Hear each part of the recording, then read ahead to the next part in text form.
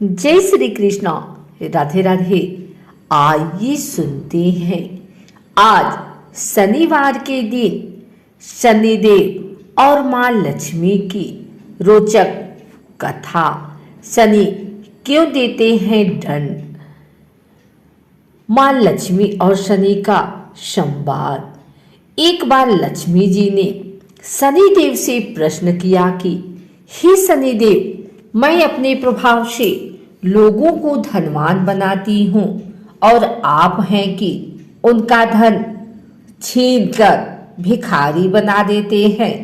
आखिर आप ऐसा क्यों करते हैं?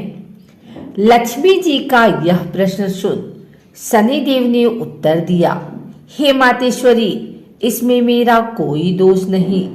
जो जीव स्वयं जानबूझकर अत्याचार व भ्रष्टाचार को आश्रय देते हैं और क्रूर व बुरे कर्म कर दूसरों को रुलाते तथा स्वयं हंसते हैं, उन्हें समय अनुसार दंड देने का कार्यभार परमात्मा ने मुझे सौंपा है।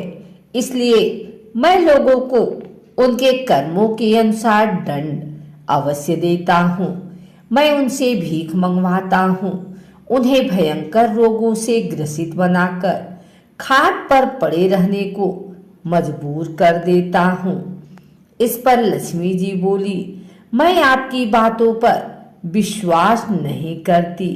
देखिए, मैं अभी एक निर्धन व्यक्ति को अपने प्रताप से धनवान व पुत्रवान बना देती हूँ।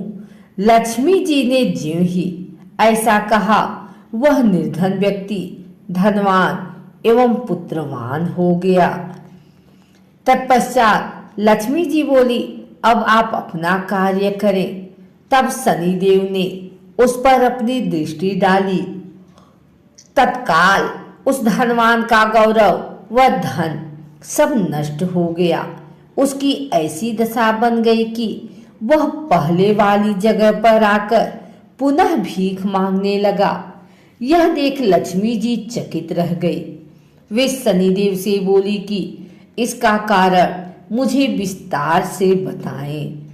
तब शनिदेव ने बताया, हे मातेश्वरी, यह वह इंसान है जिसने पहले गांव के गांव उजाड़ डाले थे, जगह जगह आग लगाई थी। यह महान अत्याचारी पापी व निर्जल जीव है। इसके जैसे पापी जीव के लिए भाग्य में सुख संपत्ति का उपभोग कहाँ है?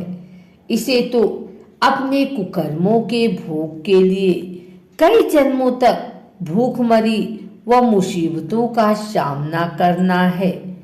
आपकी दया दृष्टि से वह धनवान पुत्रवान तो बन गया, परंतु उसके पूर्वकृत कर्म इतने भयंकर थे जिसकी बदौलत उसका सारा वैभव देखते ही देखते समाप्त हो गया। क्योंकि कर्म ही प्रधान है और कर्म का फल भोगने के लिए सभी बाध्य हैं। लेकिन मैंने इसके दुष्कर्मों का फल देने के लिए फिर से भिखारी बना दिया।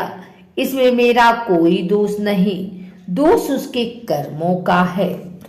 शनिदेव जी पुनः बोले, हे मातेश्वरी, ऐसा शुभकर्मी जीवों को प्राप्त होता है जो लोग महान, सदाचारी, तपस्वी, परोपकारी, दान देने वाले होते हैं, जो सदा दूसरों की भलाई करते हैं और भगवान के भक्त होते हैं। वे ही अगले जन्म में ऐश्वर्यवान होते हैं। मैं उनके शुभ कर्मों के अनुसार ही उनके धन धान्य की वृद्धि करता हूँ। वे शुभकर्मी पुनः उस कमाए धन का दान करते हैं, मंदिर व धर्मशाला आदि बनवाकर अपने पुण्य में वृद्धि करते हैं। इस प्रकार वे कई जन्मों तक ऐश्वर्य भोगते हैं। हे मातेश्वरी, अनेक मनुष्य धन के लोभ में पड़कर ऐश्वर्य का जीवन जीने के लिए तरह तरह के गलत कर्म कर बैठते हैं, जिसका नतीजा यह निकलता है कि वे स्वयं अपने कई जन्म बिगाड़ लेते हैं। भले ही मनुष्य को अपना काम खाकर अपना जीवन यापन कर लेना चाहिए, लेकिन बुरे कर्म करने से पहले हर मनुष्य को यह सोच लेना चाहिए कि इसका परिणाम भी उसे खुद ही भोगना पड़ेगा। इस प्रकार शनिदेव के वचन सुनकर लक्ष्मी जी बहुत प्रसन्न हुई और बोली, हे शनिदेव, आप धन्य हैं। आपने आप पर बहुत बड़ी जिम्मेदारी सौंपी है।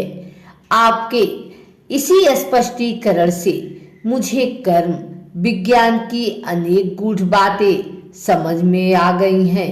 ऐसा कहते हुए लक्ष्मी जी अंतर ध्यान हो गई।